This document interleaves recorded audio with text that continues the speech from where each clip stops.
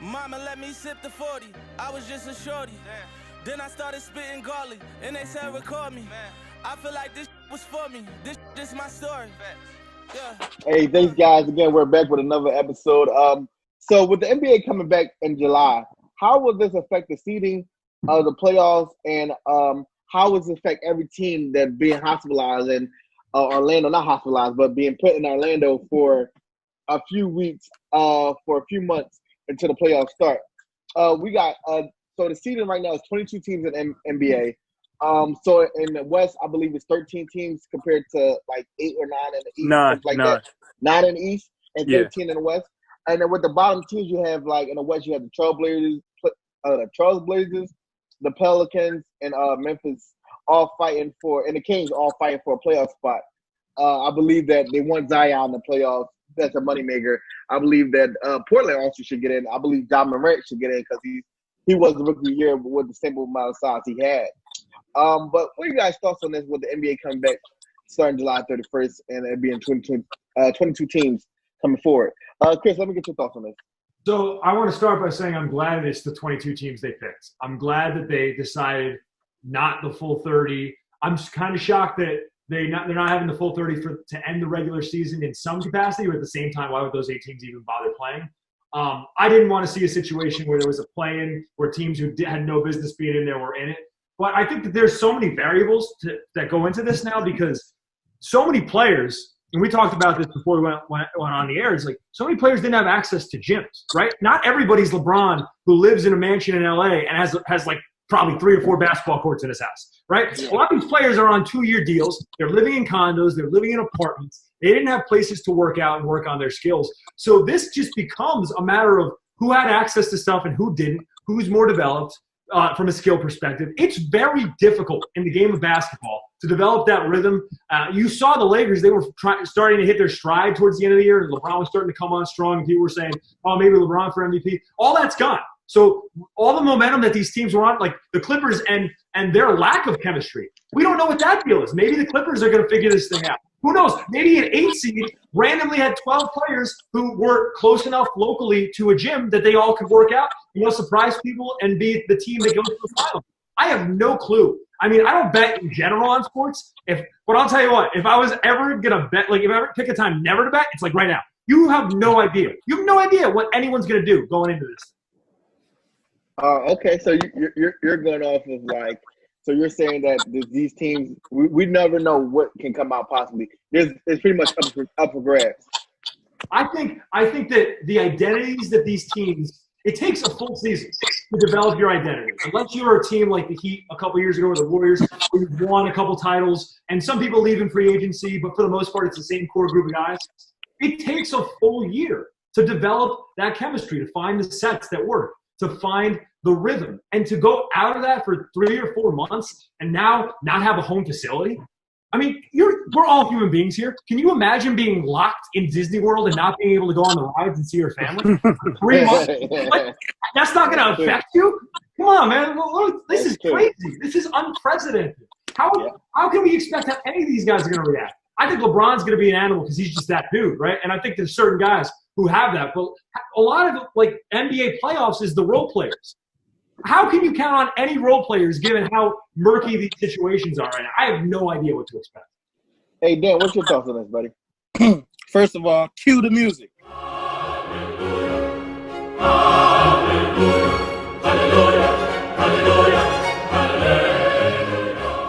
There we go. That's all I needed. You'll get it when you see it. But I'm happy that the NBA is coming back. I've been sitting here going on YouTube and watching highlights of Steph Curry and LeBron James and KD, just psyching myself into just basketball mode. So I'm excited that basketball's coming back. I'm thrilled. However, I gotta go with my guy Chris on this one. I don't know. I don't know what's gonna happen. I don't know who's gonna win. Do I want somebody to win? Obviously, LeBron. But do I think he's going to win? Do I think he has a good chance of winning before all this happened and all, the pandemic happened? Nah, I don't know. If you ask me, who you think is winning the finals? probably in December, I'll say, oh, yeah, the Lakers. You ask me now, I have no clue. And that just goes to say, like, we just don't know because we don't know what they did during this break. We only know what we saw on social media. So there's and just like Chris said, role players play a key into playoff basketball. That's how the Warriors won so many championships. That's how the Cavs won a championship in 2016. That's how a lot of teams win their championships. So who's to say that your star player is doing what they got to do, but your role player is not doing what they got to do because they don't know if they're going to make that team. They don't know if they're going to get in the game. They don't know if they're going to have that time to just play.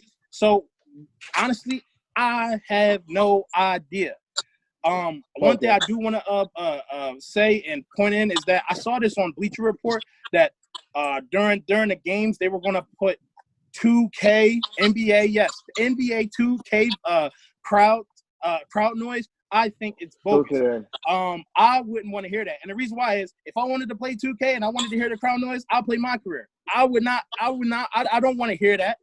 However, what I do want to hear, I think this would be a good chance to see the NBA from the player's point of view and hear the trash talking. Hear, oh yeah, you can't guard me. You oh yeah, I'll let you get that shot, or you ain't gonna make that free throw. There's a video of MJ talking smack to I believe I forgot what player, but it was I believe someone on the Supersonics or whoever, and it was on a free throw. He was on the free throw line, and he said, "Oh, you think I'm gonna miss this?" And he just looked at him and said, "Oh, I'm gonna make it." So I think that will definitely play a good part of just watching this basketball, So, but all I gotta say is whoever wins the championship, will they have an asterisk on the championships and champion? Like, will we say, oh, they won that because this doesn't count because I don't know. So that's what I'm thinking. Lee, let me get your thoughts on this, Lee. I'm just like this. I don't know why they're saying we don't know who. It's between the Lakers. It's the Battle of LA, like it's always been. These players are going to play in the Western Conference Finals, and we're going to see the battle that we were waiting to see at the end of our season before it was obviously put on a stop or a pause for a second. We know what's going to happen. It's going to be the Battle of LA. So I don't know why we're saying, oh, I don't know. It's anybody's game. It's between the Battle of LA, which we wanted to see, and now we're going to see. So my thing is, really what I want to see is just the bottom half. Who's going to scratch and claw to get in? The Pelicans are right there with the Grizzlies, almost 4 games behind. And I want to see if they get in. I want to see what happens with the teams that had players that were injured coming back to the team, obviously like the 76ers. So I want to see what happens with the continuity that was started with the LA Clippers. Hopefully they continue that they had a great stride going forward. And I think I would like to see what happens with the teams that are clawing to get in, as well as the teams that are getting players that were perennial all-stars on their team. Okay. Paul, let me get your thoughts on this. Yeah, you guys aren't going to like this one, but I got 2 teams that we should watch. The Houston Rockets, right? Russell Westbrook has had a very quiet season, and he is balling out. And him and James Harden are always going to be able to ball. I know they probably have their private courts, but I think keep an eye on the Houston Rockets. So I think they'll battle with one of those LA teams, Lee, but we'll see. And then the Boston Celtics, of course, they're deep. They got experience. They're young, but they got Kemba. They got leaders on that team. I say watch out for them. They might be sneaky and come into the finals to play one of those teams from LA or Houston. Okay, so that was your thoughts on that. Dan, let me get your thoughts. You said Dan. T. Oh, T. I'm sorry. He's drunk. It's confirmed. He All right, is so drunk. I want to say, Drew, you might not like this, but I'm gonna start. I got a perspective on the Western and Eastern Conference. Western Conference, I want to say that out of the 22 teams, they asked how they want to finish the season off. The only team opposed to this playoff system, was the Blazers. And I feel like the Blazers were opposed to it because they felt that they should be in, and they don't want to see the Pelicans. I feel like they don't want to see any part of Zion. And if they see Zion, it's going to be bad news. I feel like he's going to carry that Pelicans team to the 8th or 7th seed. And I feel like the Grizzlies may lose out. And the Suns are in the playoffs. I feel like the Suns, they should have just stayed in Phoenix. They had no business being in Orlando. And my take on the Eastern Conference is, Drew, you're a Sixers fan, so I feel like no home games. The Sixers may be out first round this year. I feel like with the three home games that the Sixers get in the playoffs, I feel like those are the most winnable games they have. Like, we've seen them play against the Bucks on Christmas. They dominate Giannis on national television.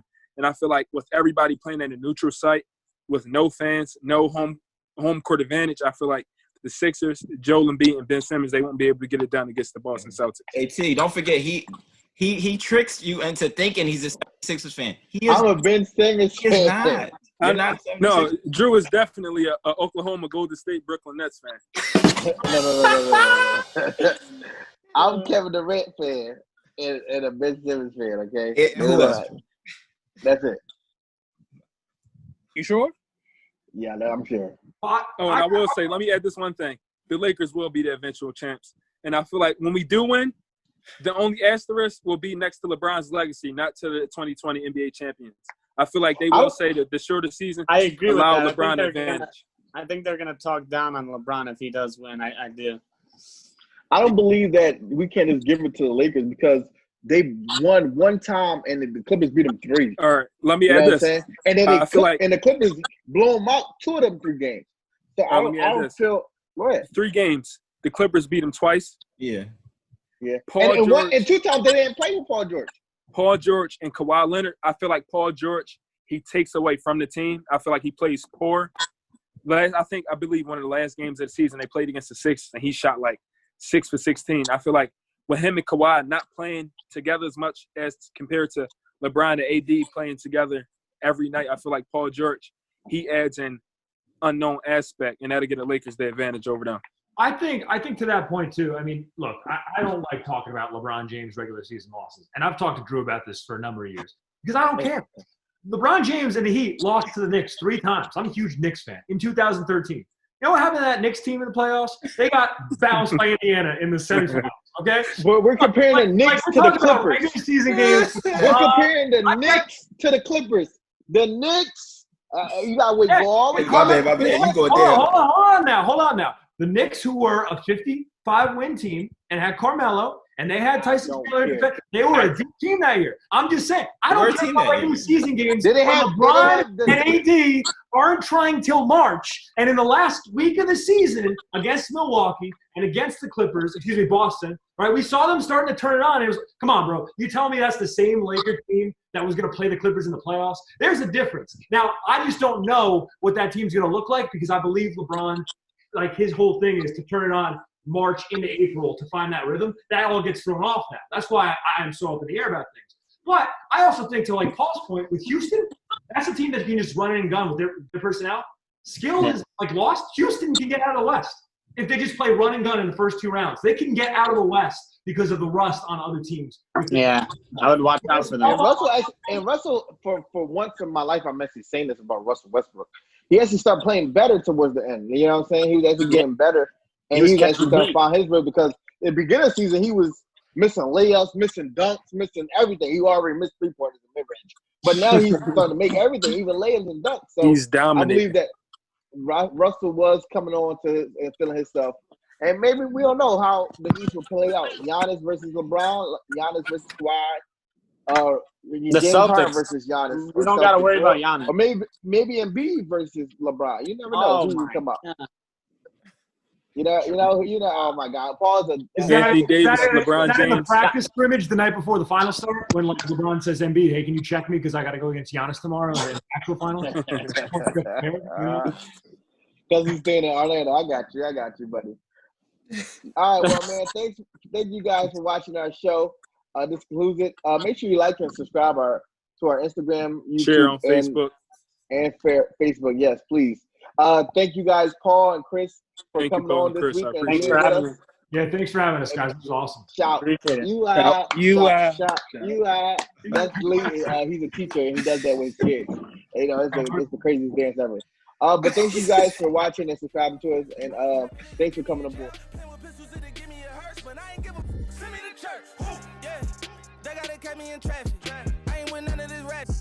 I've been trying to run from these caskets. All of this pain, but then you don't want none of this action. Go get some money and feed your fam, 'cause this is a disaster. for 1,000 nights. Living like we trying to die tonight. Got 40 sound like dynamite. I was out my car money. Selling soap like it's China White.